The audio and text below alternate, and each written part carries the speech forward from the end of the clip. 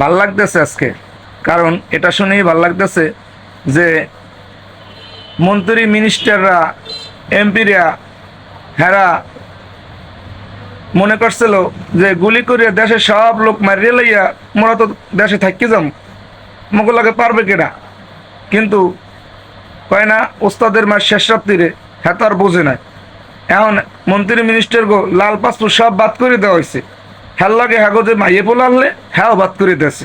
ঠিক আছে, এখন সব বাংলাদেশে যে কয়টা এয়ারপোর্ট আছে সব এয়ারপোর্টে লাল পাসপোর্টই চেক করে।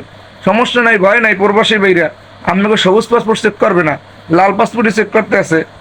যারা লাল পাসপোর্ট নিয়ে পলাই যাইতেছে, ওই যে আমাদের কাকু কইতে না, পালানোর জায়গা পাবেন না, পালানোর জায়গা পাবেন না।